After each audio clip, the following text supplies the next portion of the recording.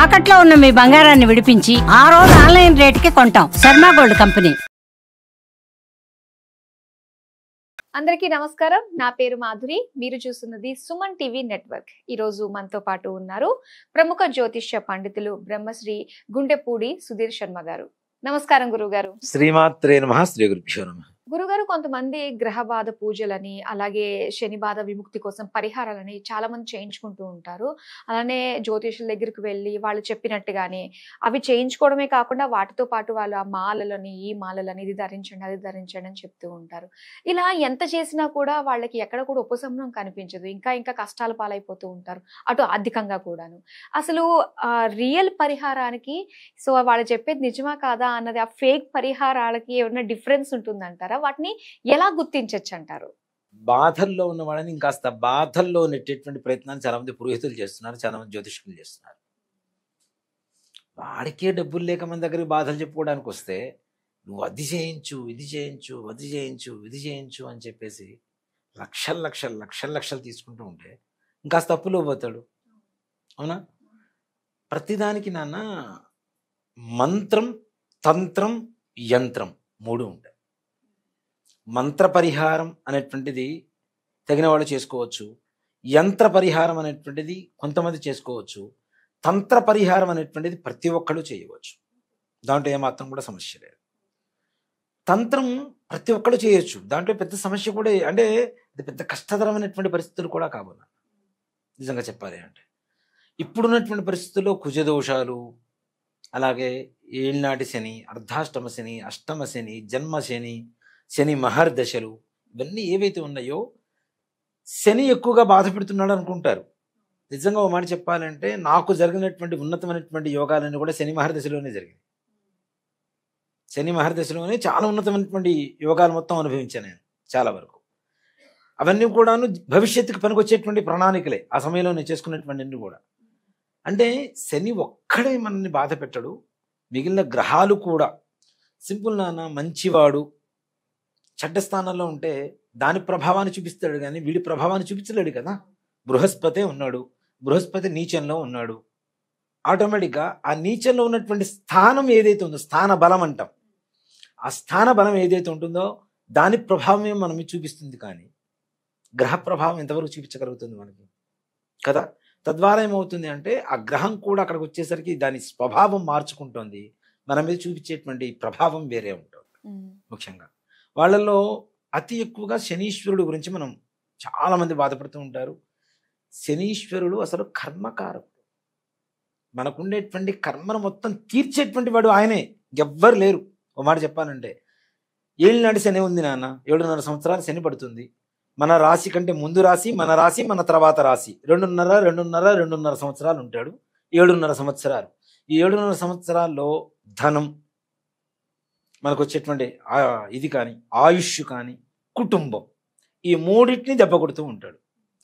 ఈ మూడింటిని దెబ్బ కొడితే వీటి పట్ల మనం జాగ్రత్త వహిస్తామా లేదా? అంటే మనల్ని జాగృత పరిచేటువంటి గ్రహమే శనీశ్వరుడు అని చెప్తాను నేను. మనం ఏవైతే పాపాలు తప్పులు చేశామో వాటి ఫలితం కూడా 7.5 సంవత్సరాల్లోనే అనుభవిస్తాం.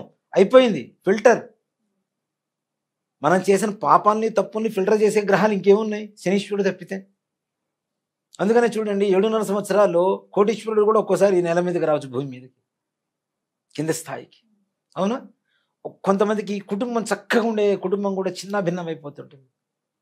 కొంతమందికి మంచి హెల్దీగా ఉంటారు, వాడికి ఏ రకమైనటువంటి ఆహారపు అలవాట్లు, చెడ్డ అలవాట్లు ఉండవు. నాకు తెలిసిన ఒక వ్యక్తి ఉన్నాడు నాన్న, ఒక మంగళవాద్యం వాయిస్తుంటాడు ఒక అతను. కాఫీ కూడా తాగడు నాన్న, క్యాన్సర్తో చనిపోయాడు ఏళ్ళనాటి శనిలో. కాఫీ కూడా తాగడు, ఒక్కప్పుడు కూడా తినడు, భోజనం చేస్తాడు చక్కగా, మందు లేదు, గిందు లేదు, ఏ రకమైనటువంటి అలవాట్లు లేవు. ఇంకా వాళ్ళ దగ్గర ఉండేటువంటి పిల్లలు ఎవరైనా చెడుగా ప్రవర్తిస్తుంటే తిట్టేవాడు. అలాంటి వ్యక్తి ఉన్నట్టుండి క్యాన్సర్తో పోయాడు. ఏంటి మరి కారణం? గ్రహస్థితే కదా. అంటే ఈ కర్మని విముక్తి కలుగు చేసేటువంటి లక్షణాలు ఒక శనీశ్వరుడికి మాత్రమే ఉంటాయి. ఇప్పుడున్నటువంటి పరిస్థితుల్లో ముఖ్యంగా కర్కాటక రాశి వారికి రాబోయేటువంటి రోజులు గ్రహస్థితి చెప్తాను, ఇప్పుడు జరుగుతున్నటువంటి పరిస్థితి చెప్తాను నేను. కర్కాటక రాశి, వృశ్చిక రాశి, మకర, కుంభ, మీన రాశులు ఈ రాశుల వాళ్ళకి ప్రస్తుతానికి ఉన్నటువంటి వాళ్ళల్లో కర్కాటక రాశికి అష్టమ శని, వృశ్చిక రాశి వాళ్ళకి అర్ధాష్టమ శని, మకర రాశి వారికి ద్వితీయ శని, కుంభరాశి వారికి జన్మశని, మీనరాశి వాళ్ళకి ద్వాదశ శని.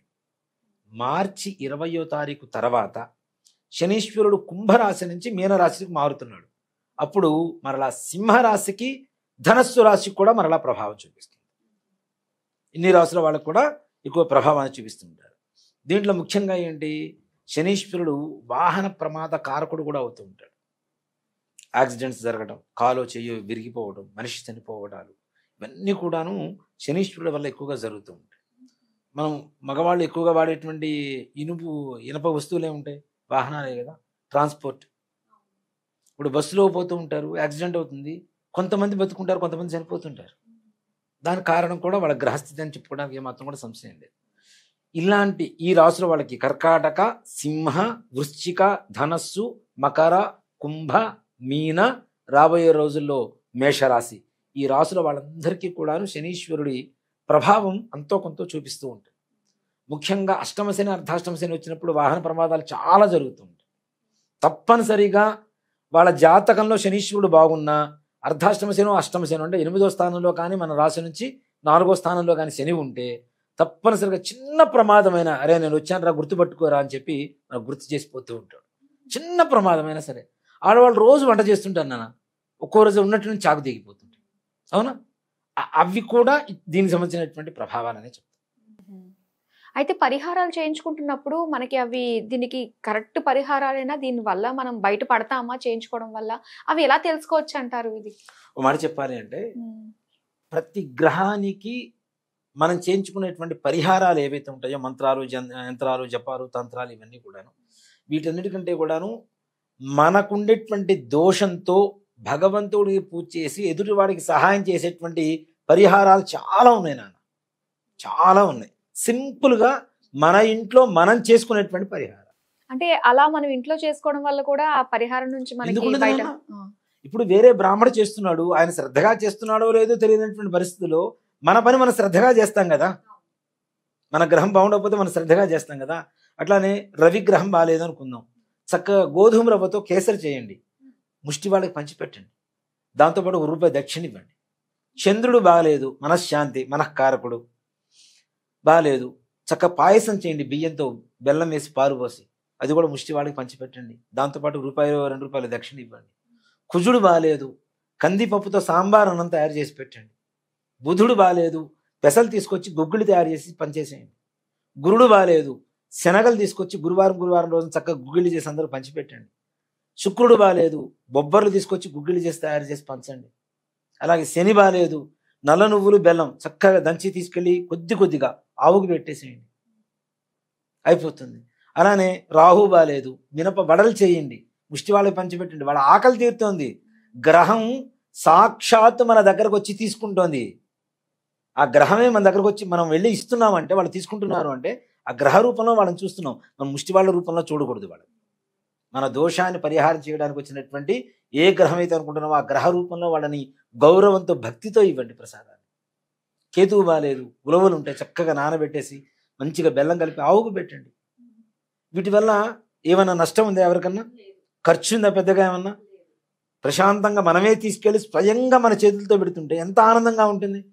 వాళ్ళ కళ్ళల్లో కనపడేటువంటి ఆనందం ఏదైతే ఉందో అదే ఆ గ్రహస్థితి యొక్క ప్రతికూలత వెళ్ళి అనుకూలత అనేది మనం స్వీకరించాలి తప్పనిసరిగా. తద్వారా ఇట్లాంటివి చేయడం ద్వారా ఏ రకమైనటువంటి సమస్యలు ఉండవున్నా తప్పనిసరిగా, కాకపోతే కొన్ని ఎక్కువ వారాలు చేయాల్సి ఉంటుంది. ఆ వారాలు చేస్తూ ఉంటే ఆటోమేటిక్గా చేసిన వారానికి చెయ్యని వారానికి కూడా మన మానసిక స్థితి, మన ఆర్థిక స్థితి తేడా కనపడుతుంది గ్యారంటీగా.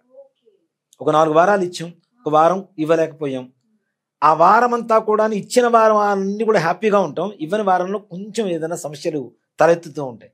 ఇవి మనం గ్రహిస్తే అసలు వేరే అక్కర్లేదు. అసలు వేలకు వేలు నష్టపోయాం, వాళ్ళ దగ్గరికి వెళ్ళాం, వీళ్ళ దగ్గరికి వెళ్ళాం అని చెప్పుకోవాల్సిన అవసరం. ఇక్కడ ఇంకోటి కూడా ఏంటంటే, నా దగ్గర ఒకళ్ళు వస్తారు, ఇంకోళ్ళ దగ్గర పోతారు, మళ్ళీ వాళ్ళు చెప్తారు, ఇంకోళ్ళ దగ్గర పోతారు, మళ్ళీ వాళ్ళు చెప్తారు, ఇంకోళ్ళ దగ్గర పోతాను. ఉన్న డబ్బులు మొత్తం ఏదో సామెత చెప్పినప్పుడు ప్రజల సొమ్యం రాజుపాలు, రాజు సొమ్యం రాళ్లపాలని ఇట్లానే ఉంటుంది పరిస్థితి అంతా కూడా. కాబట్టి ఇలా చేయకుండా ఈ విధంగా సూక్ష్మంలో మోక్షం తప్పనిసరిగా చాలా బాగుంటుంది.